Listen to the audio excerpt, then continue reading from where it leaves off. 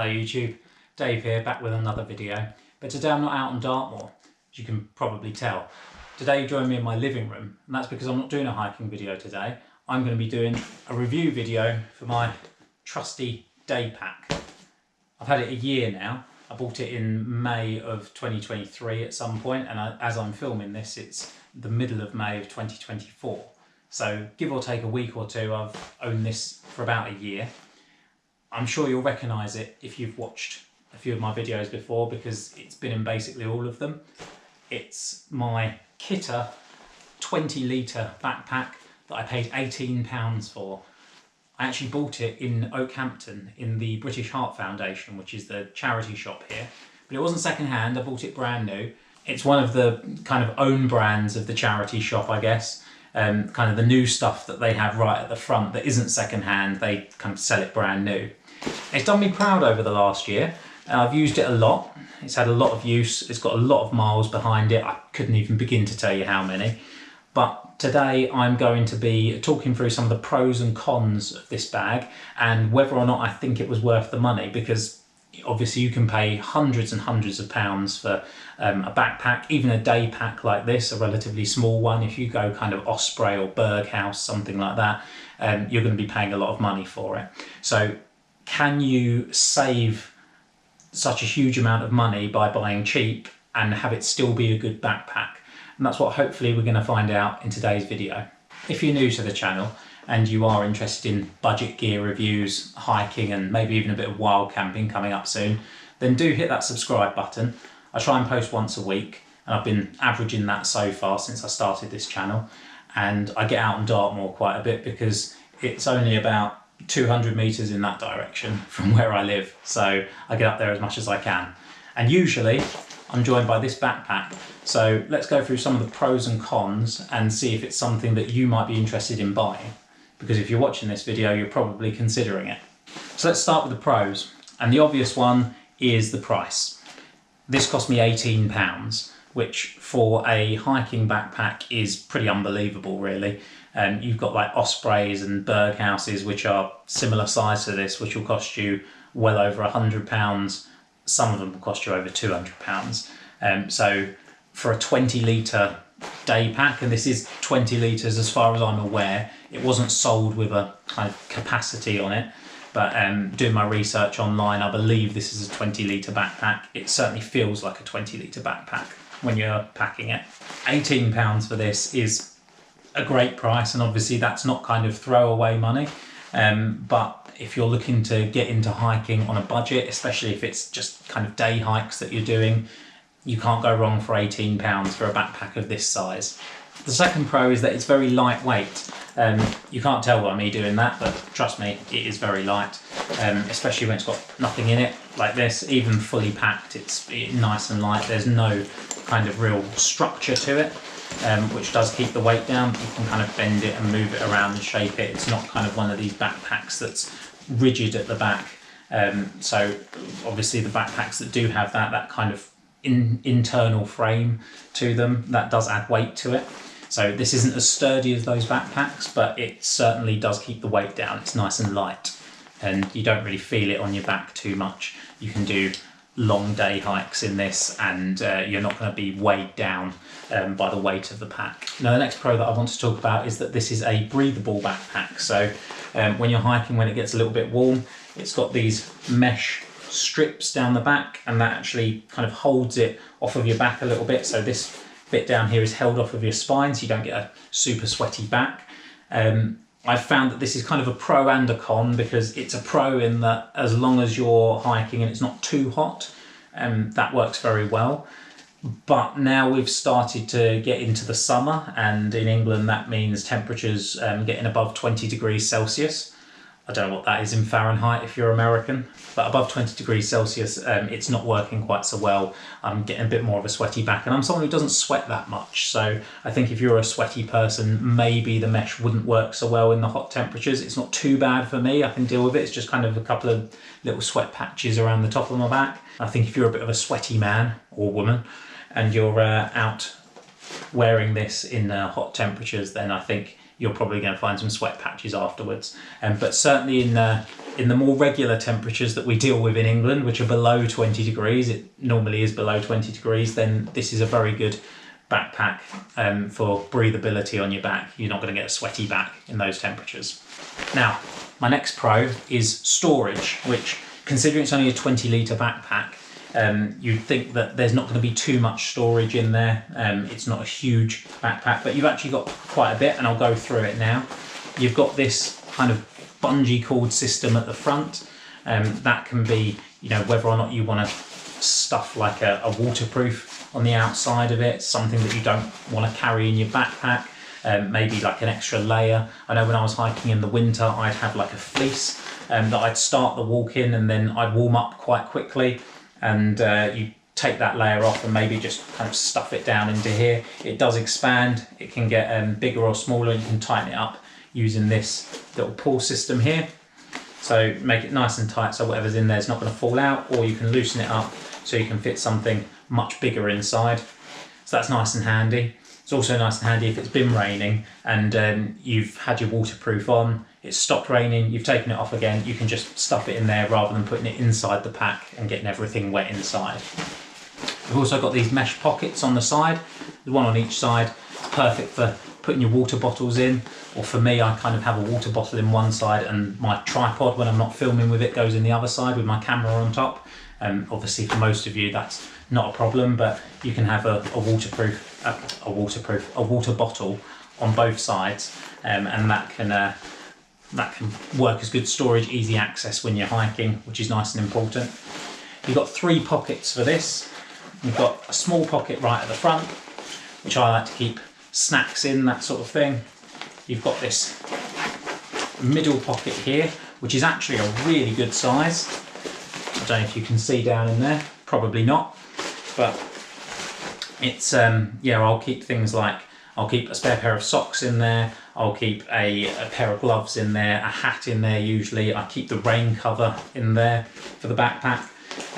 So that all kind of goes in there when I'm hiking, and that's, if I need to get to something relatively quickly, I can get it in that pocket there, and it is a good size.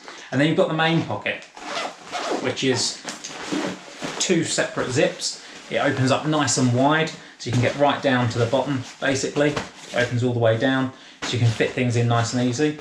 This is like a pack for like a water bladder at the back. I tend to keep my map in there because I don't use a water bladder, I just tend to drink out of bottles. But it would be really good as a water bladder holder, or maybe even like a laptop holder if you weren't going to use it for hiking, because I don't know why you take a laptop hiking. But yeah, I tend to put my Ordnance Survey map down the back there, so it's nice and easy to find when I need it. And it's got this kind of Velcro strap that holds it in place. I forgot to mention it's also got these buckles on the side, which when you clip them in and pull it tight, that'll compress the backpack, so it can make it a little bit smaller if you've fully packed it. Or what I tend to use it to do is, when I've got my water bottle in the side, which I'll show you here, put the water bottle in like this, and then the strap just kind of holds it in place, stops it from moving around. I do the same thing with the camera tripod as well. When I put that in, it will flop around a bit and I'd be worried it's going to fall out, but if I clip this into place, it's not going anywhere, because the camera tripod's even taller. It kind of comes up here, so it doesn't move around too much. There's the pros of my backpack, and now I'm going to go on to the cons. So, the cons of this backpack now, and some of them are going to be a little bit contradictory to the pros, but yeah, we'll crack on anyway. So the first one is the size. It's not this backpack specifically that this is a problem with. This would be any 20-litre backpack. It's not quite big enough for everything that I want it to do. It's great for a day pack. It's great if you're going on a short hike and you're maybe just taking, waterproofs with you and some food, something like that. But if you're going on a long hike and you're going to be taking anything more, certainly if you're going camping, this just isn't big enough. Like I said, it's not specific to this backpack, that's just any 20-litre backpack, so it being cheap or expensive doesn't really make a difference in that scenario. But that is kind of one of the drawbacks of this backpack that I'm finding at the moment, and one of the reasons why I'm actually looking at buying a new backpack in the near future. Moving on to problems that are actually unique to this backpack. One of the zips is broken. So if we look at the zips for the main compartment, which is the compartment that I use the most, you can see they've got this kind of plastic top to them, which you can grab and move around. Now sometimes that's a metal top. On more expensive backpacks you'd expect that to be metal. On this cheap backpack it's just a bit of plastic, and you can see on this one it's come off. So I've only got the cord. It's still a functioning zip, the zip still works properly, but it's just missing this. So it's just a little thing, but it's clearly not the best made product in terms of the zips, so it's just something to be wary of really. Now the next problem, it's the bungee cord. As you can see that you've got the loop down the bottom and the bungee cord at the top. You can see it's got the bungee cord on this side, but on this side it's just got a carabiner, and the carabiner didn't come with it. I've replaced it with that because I sometimes like hang a water bottle or something off the end there if I've got no space in the pockets. But that used to be a bungee cord, but at some point it snapped, and I don't know when it was. It wasn't a time that I even had the hiking poles in there, because otherwise the hiking pole would have fallen off and I would have realised straight away. I think it must have got caught on something as I was hiking and it just snapped. So now I've only got the one bungee cord. So again, they're not probably the best made in the world. Obviously you don't really expect it for an £18 backpack, you don't expect amazing quality, but that is certainly a con. Because it could leave you without a hiking pole in an area where you need it, or without the ability to store a hiking pole in an area where you need it. Sticking with the bungee cord and the hiking pole loop, the hiking pole system for this backpack is actually the next con that I want to talk about, because I always found that the hiking poles flopped around a lot when I was walking, and I think it's just because of the size of the backpack really, rather than anything else. But if I show you kind of what I mean, I've got a hiking pole down here, and if I undo that, pop the hiking pole through here, through the loop as you're supposed to, and then get the bungee cord around the hiking pole here, you're going to see what I mean. Now it's going to be a little bit different because the backpack's not full. There'd obviously be a little bit more structure, but if I hold it like this, you can see even with a full backpack up to here, that's going to flop around quite a bit. The hiking pole's just not very secure because it's such a small bag. There's such a small gap between where this bungee cord is here and where the hiking pole loop is down here, that more than half the hiking pole is sticking out the top. What you really want to see is the loop for the hiking poles, rather than it be here just up off the bottom of the bag. You want it right down here on the bottom, maybe even hanging down off of the bottom, so that you've got that little bit more security in the hiking pole and it's not flopping around as you're walking, because that was annoying. And you couldn't, it's not kind of flopping around and hitting you or anything like that. There's not that much movement, and they always felt quite secure. They didn't feel like they were going to fall off, but it was just annoying. You could feel that movement, you could feel the weight shifting to and fro as you were walking, and it just wasn't the most comfortable. And I think just having that little bit of extra space down there, having that little bit of an extra gap with the loop being a little bit lower would have made a big difference there. Maybe even have this a little bit higher up as well, which have made it much more secure. And I think that's something that you probably wouldn't get with a more expensive known brand, but there is an issue with this backpack certainly. Now the next con is a common one with hiking backpacks, and that's this mesh down here for the kind of water bottle pockets. There's actually a hole in both of them. This is the smaller of the two holes, which is still quite big. And it's not the actual mesh itself that's going, which is more usual. You normally see kind of wear and tear on the actual mesh. This mesh is actually in pretty good condition. There's a few kind of scratch marks on it and stuff, but it's actually in fairly good condition. And it's actually the stitching, you can see it here, that's gone, that's holding the mesh to this kind of elasticated top. That's gone. So you can see there's a hole in that side. If I bring you around the other side, there's an even bigger one on this side, and going in the exact same fashion.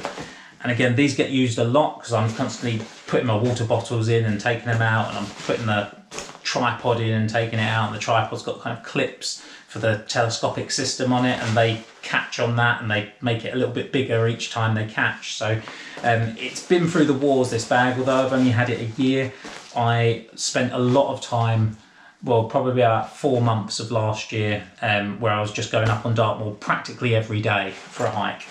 So it's gone through a lot, this backpack. It's done a lot of miles. It's done, I would argue, probably more miles than most people would do in a year, especially most people who are paying £18 for a backpack. I think most people who are going to pay £18 for a backpack are probably going to do more casual hiking or walking, maybe more at the weekend or something like that. They're not probably going to be out hiking every single day, and this bag did that and did me proud while I was doing that, so I can't complain about it too much, the wear and tear that it's got on it, but it is something to bear in mind that after a year it's already kind of coming apart in certain areas. And the final con that I want to mention with this backpack, I did actually mention it earlier, I said that I'd keep the rain cover in this middle section here. I've got the rain cover down here. Here it is, kind of blue, it's elasticated. It's got this kind of visibility strip, reflective strip across it. But it doesn't come with the backpack. It kind of looks like it does, because I bought the same colour and they're almost the same colour blue. But yeah, it doesn't actually come with the backpack itself. The backpack doesn't come with a rain cover, so I had to buy this online. I think it was like £4.50 or something like that from eBay, so not very much, but it's just an extra expense to bear in mind that if you do want a rain cover with your backpack, you're going to have to go out and buy it separately. And if you live in England like me, you will want a rain cover with your backpack because it will rain when you're out at some point or another. And to be fair though, I have had this backpack out without the rain cover in fairly heavy rain, and the stuff inside hasn't really got wet. You know, it's certainly not ruined my Ordnance Survey map, which is down here. And that's, like I said, I've not always put the rain cover on, and the Ordnance Survey map is in pretty good condition still. So that's, yeah, clearly it's at least semi-waterproof without the rain cover. But yeah, you certainly want a rain cover when it starts raining very heavily. You want a rain cover because it will get drenched inside. But as long as you've kind of got the zips, I find, round to the side rather than pulling them both up to the middle, it's fairly waterproof even without the rain cover, but you still want to buy one separately just to make sure you are covered if you do get caught out in the rain. So that's my 1 year review of my £18 super cheap budget day pack. I hope you've enjoyed it. I did tell you I was going to talk about my plans for this bag going forwards, and I do have some, and it's probably not going to get used for too much longer.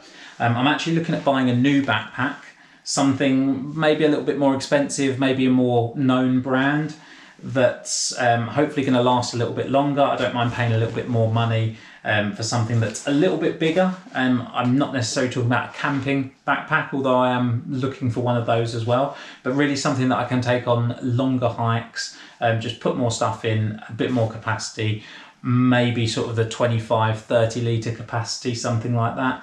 So yeah, just something a little bit bigger. I might look at something like Mountain Warehouse or Trespass, like kind of the budget options from there.